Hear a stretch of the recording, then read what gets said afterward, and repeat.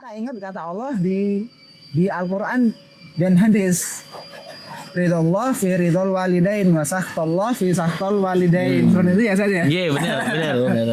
Nah, Pas banget pas. Nah itu makanya saya sendiri pun juga tidak mudah 2 tahun saya stres kondisi itu.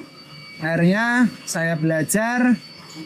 Guru saya bilang support system kamu harus dikuatin. Kamu datang ke bapakmu, ke ibumu, rendahkan dirimu. Ya saya lakukan itu bismillah karena Allah, bukan karena orang tua tapi karena Allah. Ya sebenarnya karena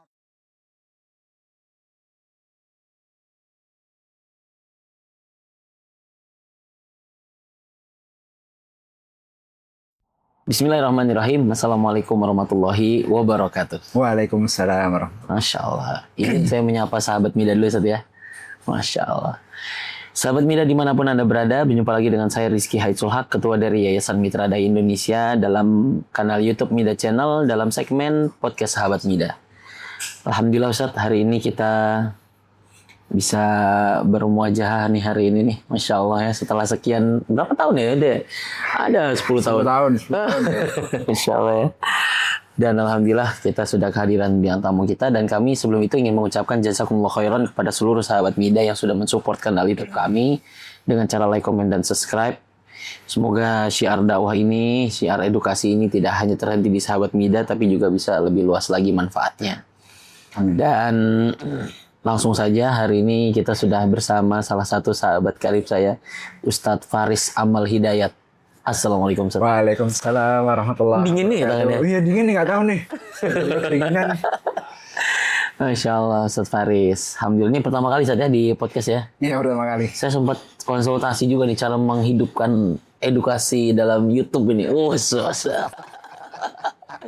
Ya, tapi nanti kita ngobrol panjang. Tapi sebelum itu kita kenalan dulu, Ustaz. Iya. Kita kenalan dulu singkat, Ustaz. Nama lengkapnya mungkin atau ada gelarnya. Tinggal di mana, aktivitas sekarang apa sebelum kita masuk ke pembahasan kita. Betul, Ustaz? Siap. Terima kasih sahabat muda Indonesia. Betul. Sahabat Mitra Dai. Sahabat Mida aja udah. Sahabat Mida Mitra Dai Indonesia. Iya, tuh. Nama saya Faris Amalul Hidayat. Masya Allah. Beberapa tahun yang lalu ya. Sekarang 2026, dulu sekitar 2014 kita jumpain WMI. Tapi sebelum 2014, dulu 6 tahun ke belakang, selama 6 tahun kita bersama-sama ya. Insyaallah, barakallahu fiik. Nah, saya tinggal di Kendal, aktivitas juga di Kendal. Sebenarnya kalau ditanya aktivitas apa, aktivitas saya berbakti sama orang tua. Masya Allah, menarik ini. Siap. Di Kendal itu saya bersama Ustadz Turhamun, beliau angkatan 1 NUMI. Ustadz Turhamun. Itu. Nah, semoga beliau nonton ini ya. Kita share nanti, Ustaz. Iya. Seluruh jejaring-jejaring yang ada. Iya. Siap, Ustaz. Jazakallahu khairan atas perkenalannya. Dan sengaja kita ikhtiarkan untuk bisa bertemu sama antum nih, karena sahabat saya yang satu ini nih memang unik ini ya, beliau ini ya. Jiwa entrepreneurnya, jiwa wirausaha nih bibitnya udah keluar dari mahasiswa. Usaha apa aja dulu, Ustaz? Usaha apa aja ya dulu ya? Pulsa, donat. Ya, dulu yang sempat booming itu donat itu. Tapi ya bagus juga ternyata. Ternyata pasar mahasiswa itu, ya mahasiswa itu pasarnya makanannya apa? Yang paling mudah kita sajikan sampai ke kamar, bahkan sampai di atas tempat tidur, sampai ngebon. Nah, tapi alhamdulillah orang-orang soleh semua. Alhamdulillah nggak ada yang dibawa sampai sekarang hutangnya. Kan maklum ada tanggal tua atau apa gitu kan ya. Tapi ya itu pasar yang nyata. Siap. Ya harus melek dengan kondisi pasar. Masya Allah. Ada pasarnya, pasar butuh apa kita sediakan di situ. Waduh, itu kan tuh belum apa. Jadi orientasinya memang bukan uang, tapi apa sih yang bisa kita bantu dari kebutuhan, dari orang-orang yang ada di situ. Masya Allah tuh kan belum apa-apa aja jiwa udah saya udah keluar tuh ya. Jadi menarik hari ini sahabat Mida, kita akan menyampaikan prolog dulu sebelum nanti Ustadz menyampaikan. Jadi memang indis ekonomi, guys, kalau bahasa anak zaman sekarang itu kan indis ekonomi itu kita harus bisa melihat peluang-peluang yang ada. Ya, cuman terkadang peluang yang kita ambil ekspektasi dengan realita itu kadang juga perlu dipertimbangkan gitu ya. Kita punya ekspektasi terlalu tinggi, terlalu memaksakan, ternyata realitanya jauh dari ekspektasi. Itu kan juga harus pintar-pintar menimbang-nimbang itu. Nah makanya kita hadir hari ini dengan Ustadz Faris, kita akan coba diskusi, tanya jawab terkait bagaimana sih seorang muslim melihat peluang-peluang dalam memajukan usahanya atau melihat peluang-peluangnya seperti itu, Ustadz. Boleh dong, kalau boleh Ustadz sampaikan dulu sudut pandang bisnis menurut Ustadz itu seperti apa sih, Ustadz? Betul. Sudut pandang bisnis adalah membantu. Oke. Mungkin kalau saya berbicara di sini buat teman-teman yang sedang mencari Peluang. bisnis apa sih, ya mencari peluang. Mungkin teman-teman ikhwah An-Nuaimi mayoritas mungkin mengajar ya. Itu Mengajar, dia. ingin mencari sampingan. Oke lah, sampingan itu hal yang wajar. Tetapi kita mengontrol diri, apa sih yang dibutuhkan sama teman-teman? Mungkin ya yang familiarnya tren apa yang lagi booming sekarang. Tapi lebih ke orientasi membantu. Ya kalau mungkin saya bilang seperti ini gampang ya. Realita di lapangan itu tidak segampang ini. Tapi kalau kita melek dengan saudara sih apa yang bisa saya bantu? Ini ngomong saya personal, tapi secara bareng-bareng, orang bareng, kira-kira apa yang bisa saya bantu dari mereka? Jadi membantu. Tapi menarik, Ustadz ya, ketika berbisnis artinya membantu. Iya. Nggak usah jauh-jauh ke keluarga sendiri. Misalkan kultur atau budaya keluarga suka ada arisan. Arisan itu kan kadang pas lagi dapat jatah arisan, ya ada yang masak, ada yang konsumsi, beli. Nah di situ tuh kita bantu tuh. Kita bantu. Ya kalau kita lihat itu masak tuh, kita bantu apa yang bisa dibantu. Beli apa, kita sediakan barangnya apa yang dibutuhkan. Tapi kalau misalkan beli makanan jadi, ya kita bantu nyari makanan yang sesuai diinginkan sama beliau. Jadi membantu. Jadi bisa membantu dari sisi produknya atau bisa membantu dari sisi jasanya. Menarik. Tapi itu juga bagian dari membaca peluang berarti, Ustadz ya. Jadi seorang pembisnis selain dia membantu, dia melihat peluang apa yang di situ bisa saling simbiosis mutualisme juga mungkin ya. Iya, Masya Allah. Pengalaman apa Ustadz yang udah pernah Ustadz jalanin tuh dalam proses kayak gitu-gitu tuh? Kalau tadi di awal saya bilang aktivitas saya berbakti sama orang tua. Itu menarik tuh. Saya dulu seperti yang dibicarakan sama Ustadz Rizky di Nuaimi jualan donat. Saya bisa dibilang saya keliling-keliling kemana-mana, yang ngajar iya, jualan iya. Tapi qadarullah wa ma syaa fa'al. Ya Allah maunya kayak gini. Saya pada akhirnya ujung titik hidup saya disuruh sama Bapak buat bantuin bisnisnya Bapak. Di sini saya mau bilang sama teman-teman, membaca peluang, oke. Tapi yang dibaca peluang jangan jauh ke sana. Kalau visi iya harus jauh, Tapi realita yang ada pasti dimulai dari. Jadi sebelum naik tangga itu ada tempat sebelum kita naik. Kalau saya sebut di situ support system.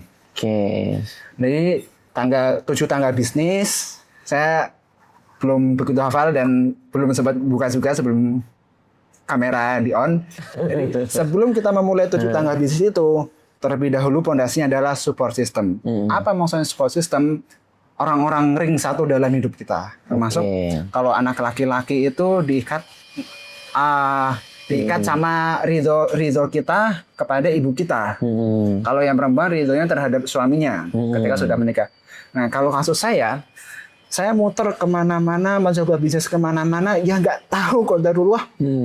Ya mungkin Bapak itu semenjak dulu ini support system saya semenjak dulu pengen Faris itu di sini. Itu support system saya, sehingga saya mau kemanapun Allah bilangnya ya harus di sini. Kamu sana sama Allah ya dicukupinya di sini gitu. Gimana ceritanya? Jadi yang lain itu cuma sebatas pengalaman aja. Pengalaman dan juga penjajakan-penjajakan yang endingnya lagi-lagi membantu apa yang orang tua kerjakan hari ini gitu kan, Sat? Nah, kembali ke support system tadi, sebelum kita membaca peluang di sana, kita lihat dulu, kita anak laki-laki, ibu kita mau apa sih sebenarnya? Oke. Nah, ibu kita mendukung bapak kita untuk ngembangin apa yang ada dimiliki orang tua. Oh, nggih Bu, siap. Walaupun kita punya idealisme sebagai laki-laki, tapi ya kita turunkan idealisme itu. Oke. Memang tidak mudah. Saya akui 2 tahun pertama saya di sini memang tidak mudah. Saya stres. Kalau boleh tahu, Sat, bisnis apa, Sat, yang dijajaki oleh orang tua ini? Mungkin tadi kan Ustaz menggapai ridho orang tua yang endingnya jadi ke situ. Itu bisnis apa sih, Sat? Bisnis toko bangunan. Oh, Masya Allah. Jadi saya mau katakan ke teman-teman, kita sebagai lelaki, oke lah kita punya idealisme. Tetapi ketika berhadapan dengan orang tua, khususnya berhadapan dengan ibu, itu kita turunkan idealisme kita. Itu tidak mudah, memang tidak mudah. Maka ya berlatih. Tidak mudah. Ya kita ingat kata Allah di Al-Quran dan hadis. Ridallah fi ridal walidain wa sakhtallah fi sakhtal walidain. Seperti itu ya saja. Iya, benar. Pas banget, pas. Nah itu makanya saya sendiri pun juga tidak mudah. 2 tahun saya ya stres kondisi itu. Akhirnya saya belajar. Guru saya bilang support system kamu harus dikuatin. Kamu datang ke bapakmu, ke ibumu, rendahkan dirimu. Ya saya lakukan itu bismillah karena Allah, bukan karena orang tua tapi karena Allah. Ya sebenarnya karena orang tua juga ke Allah juga ya, tapi karena Allah. Alhamdulillah itu saya menyadari bismillah karena Allah saya lakukan ini. Bismillah. Masya Allah. Menarik ya. Jadi bagaimana melanjutkan perjuangan orang tua support system tadi ya. Ya. Tapi dalam konteks di sini, Zat, ini kan berarti ada idealisme kita yang kita turunin, ya kan? Tapi setelah Ustadz menimbang-nimbang itu, bener gak sih ternyata prioritas utama kita justru malah yang terdekat dengan kita tuh bener berarti, Ustadz ya? Iya.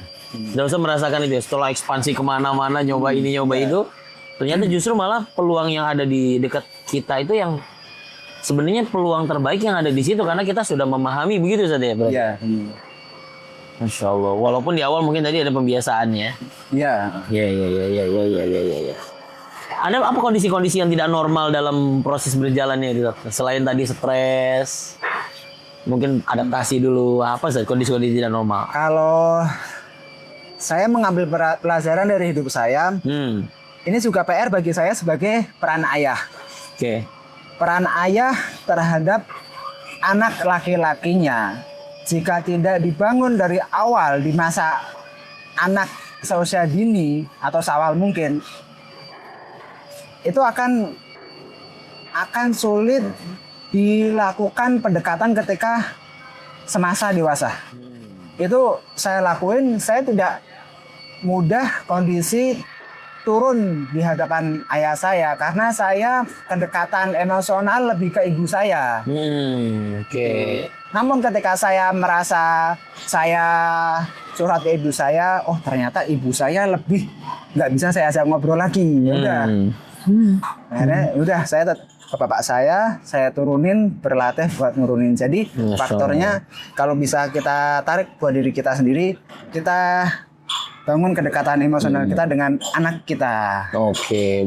Kalau tadi Zat, antum dalam proses antum membantu peran support sistem orang tua itu ada dengan anggota keluarga yang lain. Itu apakah memang hanya Ustadz atau ada yang lain mungkin bagaimana gitu? Ini tentunya kalau buat teman-teman sesuaikan dengan kondisi masing-masing ya. Tadi yang Ustadz Rezeki sampaikan ya bener itu ya ini di kondisi saya. Iya. Gak bisa diterapin di kondisi. Betul. Yang mungkin saja terjadi, mungkin tidak, gitu kan? Iya. Jadi ya gimana kondisi di saudara-saudara saya tuh Ustadz. Alhamdulillah memang dulu Bapak itu tidak ada orientasi terhadap materi, walaupun ada normal itu hal yang wajar, tapi hanya sebatas wajarnya saja. Orientasi keluarga kita tetap ke ruh tarbawi. Oke. Allah goyatuna, ar-rasul ketibatuna, Al-Quran disturuna. al-mautu fi sabi, al-jihad sabiluna, al-mautu fi sabilillah asma amanina. Itu diterapkan dari semenjak kecil. Nah, itu jadi ya adik-adik itu ya bisa memahami di kondisi krisis. Alhamdulillah kita nggak rebutan. Oke. Nggak rebutan, dan memang sebenarnya jalan terakhir ini ya Faris ngurusin ini. Kalau nggak Faris ini jadi gudang. Coba bayangin 10 tahun lebih ini membiayai dakwah. Kalau tidak diteruskan ini jadi gudang yang kita nggak tahu gudangnya ini udah nanti akan berhasil atau enggak. Sedangkan di sini sudah terbukti berhasil sama 14 tahun. Ya masa sih iya. Kalau boleh tahu Ustaz, berapa bersaudara Ustaz? 4 bersaudara. 4 bersaudara. Iya. Saudara saya anak nomor 1. Nah, nomor 1. Tapi orang tua nggak ada paksaan gitu untuk Nggak ada. harus nanti kondisikan ini gitu, nggak ada ya. Tapi masih memberikan peluang untuk mencoba, menjajaki gitu lah ya, masih ada lah ya. Ya, tapi setelah dicoba sana coba sini, itu ada nggak sih yang sampai selesai atau memang ternyata ujungnya tuh ke situ? Ya itu. Kode dari Bapak, kode spiritual dari Bapak yang tidak disampaikan tetapi terlaksana dalam kehidupan seorang anak. Ya itu kode hanya cuma di hati kan, cuma di hati. Tapi di lisan tidak dilisankan. Tapi di hati ya itu akhirnya ya saya sebagai seorang anak ini itu apa? Ya terjadi sesuai yang di hatinya Bapak. Orang tua nggak ngomong, tapi kode itu ada. Ya. Akhirnya yang kita coba terjawab dengan stuck. Ya. Terjawab dengan stop gitu-gitu ya. Masya.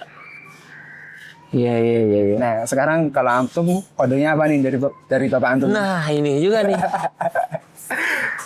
Next video. Yes. Next video ya. Nanti tonton di episode berikutnya. Mana yang jadi host nih? Bener ini. Jangan-jangan saya juga nih. Kalau terlalu asik ngajar kan, lupa melanjutkan peluang bisnis orang tua, bisa jadi. Oh iya, masa? Gimana tuh? Di rumah ada bisnis? Ada. Tapi Bapak antum pengennya gimana? Saya dulu tuh kalau antum tahu dulu saya itu kerjaannya menyulap sepeda yang saya beli. Orang tua saya beli di rongsokan, orang gerobakan itu bawa batang sepeda. Kita beli sekian, tak cuci, tak bersih-bersihin semua. Apa yang perlu dibelikan spare partnya belikan. Lalu dipasangin semua, bannya ganti, remnya pasang baru. Kalau perlu dipilok-pilokin dulu, bagusin semuanya. Dari yang tadinya barang kita beli cuman rongsokan, jualnya bisa ratusan ribu. Masya Allah. Antum yang ilmunya anak punya. Ilmunya punya. Orang tuh sudah diturunkan semua ilmunya. Jadi ketika nanti misalkan qadarullah indis ekonomi gitu ya, terjadi apa-apa, skill itu sudah melekat pada diri saya. Masya Allah, barakallah. Kayak belanja di pasar Senen, Tanah Abang tuh apa-apa yang murah, itu saya udah tahu semua. Cuman memang belum saya terapkan. Sekarang pemirsa, Anda heran dengan itu, saksikan episode berikutnya. Masya Allah ya. Nah ini sebelum terakhir Sat, apa sih impact positif ya kan bagi peluang yang dimaksimalkan dari itu setelah Ustadz menjalani itu, impact positif apa sih yang Ustadz dapatkan setelah kode-kode itu Ustadz jalani hari ini kan? Ya intinya kan peluang yang ada di orang tua tuh, saya juga dulu sempat berpikir begini Ustadz, kalau misalkan kita punya orang tua jualan bakso, gerobakan yang dia dorong, jangan kita ganti baksonya, tapi kita jadikan baksonya itu pakai outlet yang bagus. Saya terpikir begitu. Cuman saya sendiri belum bisa menerapkan itu. Gitu. Tapi kalau dari Ustadz itu impact positif apa sih dalam hidup Ustadz yang hadir setelah menjalani kode tersebut? Sebenarnya saya hadir, awal-awal hadir karena keterpaksaan kan. Ya karena berlatih. Coba bayangin, sepanjang hidup saya, ya saya cuman ke bapak itu cuman sekedarnya kalau ada kebutuhan ya saya konsultasi ke bapak. Kalau nggak ada kebutuhan ya nelpon minta uang. Itu bertahun-tahun. Tapi ketika saya harus duduk bareng sama bapak satu meja kayak gini, ngomongin bisnis, saya punya idealisme bisnis sendiri. Bapak punya ide, bapak pengennya Faris ini eksekusi. Faris pengennya dengan stylenya sendiri seperti ini. Nggak ketemu tuh. Siap. Ketemu. Terus disinilah apa adaptasinya. Terus impactnya apa? Impactnya kalau di kondisi seperti saya, kalau buat teman-teman atau buat Ustadz Rizky, teman-teman ini dengan di kondisi generasi kedua, itu impact yang paling pertama, kalau ditanya impact yang pertama itu ke diri sendiri. Rasa damai terhadap diri sendiri. Kalau sudah damai terhadap diri sendiri, ke anak pasti lebih mudah untuk mengkondisikan ke anak. Karena saat itu saya ngerasain saya nggak damai ke diri sendiri, sehingga ke bapak nggak damai, ke anak pun juga sama nggak damai. Ketika udah damai diri sendiri, damai ke bapak, ke anak lebih mudah untuk damai. Damai ini dalam artinya financial freedom gitu? Yo, enggak. Rasa diri sendiri. Kalau finansial itu ya alhamdulillah tersutupi. Itu kan pasti salah satu impact juga kan? Dan ternyata teman-teman mitra dai ini juga PR kita, ternyata kita kondisi realita di ekonomi itu tidak sama seperti di pelajaran pas kita di kampus. Iya, siap. Dan itu kalau tidak kita perbaiki dengan kemampuan kita, melihat peluang. Ya apa riswah di pasar itu udah biasa. Jadi ya kalau memang jenengan punya peluang, punya peluang di industri sepeda, jenengan bisa mengkondisiin karyawan supaya tidak riswah dan memilah pelanggan supaya datang ke jenengan benar-benar pelanggan yang bagus, tidak bermain uang dari belakang, proyek dari belakang, plus pahalanya. Siap. Belum ke pahala berbakti ke orang tuanya. Jadi impactnya itu sebenarnya kalau buat generasi kedua impactnya lebih ke pahala. Pahala itu belum kerasa di 2 tahun pertama, mungkin di 5 tahun nanti akan kerasa. Iya. Artinya lebih mendalami ya kondisi di masyarakat hari ini, dan itu bisa jadi berbenturan dengan idealisme pengetahuan yang kita miliki selama di pesantren. Iya. Atau selama kita menuntut ilmu agama. Ternyata di lapangan nih dalam berbisnis banyak juga loh permainan-permainan kotor di dalam itu. Ya kan, Zat? Nah, makanya di situ mungkin ya ujian berikutnya adalah bagaimana kita menerapkan keilmuan yang kita miliki dalam proses praktek di lapangan. Iya. Masya Allah, ilmunya sangat banyak sekali nih yang bisa kita sebenarnya kita mau bicara panjang nih, cuman karena beliau ini sudah harus beranjak lagi. Closing statement, Zat. Monggo agak ngadep ke kamera. Closing statement, Zat. Saran buat teman-teman, bukan hanya teman-teman Waimi tapi dimanapun ya, bagi mereka yang sedang mengambil peluang berbisnis gitu ya, apa pesan dan saran Ustadz untuk teman-teman di lapangan sana? Ya kalau buat teman-teman yang udah dewasa dan masih merasa kok seperti ini, jangan jauh-jauh mencari solusi, menata peluang yang sangat jauh. Datangi bapak, datangi ibu. Kalau laki-laki datangi ibu, tanya apa yang bisa membuat ibu ridho sama saya. Itu, terima kasih. Masya Allah, simbol ya. Ridullah fi ridul walidi ya. Masya Allah. Jadi ya kita sebagai generasi anak-anak ini atau generasi muda hari ini ya nggak boleh terlalu mengandalkan pikiran sendiri. Harus ada istisyar, musyawarah gitu ya. Konsultasi, diskusi. Memang beliau ini sudah melanglang buana berbagai macam bisnis ini.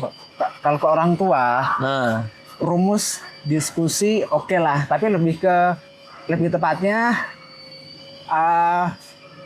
apa? Iya gitu. oh iya iya. Yang penting di depannya iya dulu. Depannya iya dulu gitu. Jadi Betul. sebenarnya nggak ada diskusi terbuka ke orang tua, tapi konsultasi. Ya, benar. konsultasi benar, konsultasi. Ya, misalkan kita minta pendapat beliau, ya kan, minta Tapi masukan. pendapatnya kita harus terima dengan iya. Iya, benar. Nah, di situ kan Misalkan nih kita punya bisnis A, gimana bisnis A, gitu kan? Ya. Kalau katanya enggak, ini aja ya, kita harus ngikuti toh. Iya kan? ya kita harus ngikutin. Iya, Selama itu masih di batas syariah ya Iya, tentunya. Ini dan saya- kita nggak bicara ini ya. Betul, maksudnya ketika kita mengerjakan A, gimana nih, Bu? Aku ngerjain A nih gini. Oh gitu dok, misalnya kan ya. Bagus itu, Ibu doakan ini. Oh berarti kan selesai itu. Selesai. Kalau yang kita kerjakan ternyata hasil analisa beliau, janganlah dok, gitu ya kan. Ini aja punya bapak lanjutin. Laki-laki le ya. Mandul. Ya gini le kerjain ini le. Ah, itu baru kita iya. selesaikan di situ. Jadi yang penting di depan orang tua kita iya. Ketika udah ya orang tua tuh udah adem, nggak akan ngawasin kita. Kalau kita bilang nggak diawasin kita nggak tenang. Siap. Tapi iya orang tua adem, orang tua nggak akan ngawasin kita. Terlepas dari di lapangan kita melakukan apa yang sesuai kita inginkan. Masya Allah. Tapi tetap disambungin. Ya ibaratnya kita udah di rel nih, udah nggak belok-belok kemana-mana kan. Iya. Dan insya Allah kalau kita mengikuti ridho orang tua, kita akan sampai ke finish yang kita harap. Jazakallahu khairan Ustaz Faris atas ilmunya, waktunya, dan kesempatannya silaturahminya hari ini di tempat yang sendu-sendu gini nih, ya. Iya. Dan Ini ada suara itu, vakum. Semoga nggak kedengeran ya. Kalau kedengeran ya nanti. Ya nggak apa-apa. Aman Ustaz. Ini insya Allah suaranya sudah udah. serap juga. Tapi insya Allah hadirnya antum di frame ini itu sudah membuat saya Masya Allah. senang dan bahagia. Semoga ini bukan pertemuan pertama dan terakhir. Doakan nanti kita ada kesempatan silaturahmi mampir ke bisnisnya jenengan. Kemana coba? Kendal kan? Ya Kendal loh. Di Kendal kan? Iya, Kendal. Kalau bisnis orang tua pasti di Kendal. Iya, Kendal. Sama tes doang sama tahu kan. Sebenarnya bener.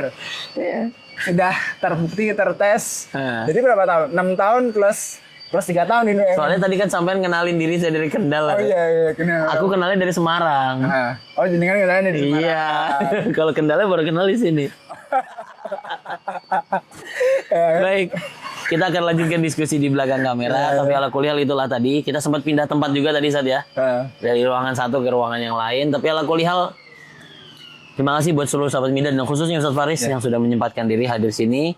Insya Allah kita akan hadir di podcast-podcast berikutnya dengan tema-tema lainnya dan pemateri-pemateri yang kompeten insya Allah di bidangnya. Akhir kalam, wabillahi hidayah wa taufik. Wassalamualaikum warahmatullahi wabarakatuh. Waalaikumsalam warahmatullahi wabarakatuh.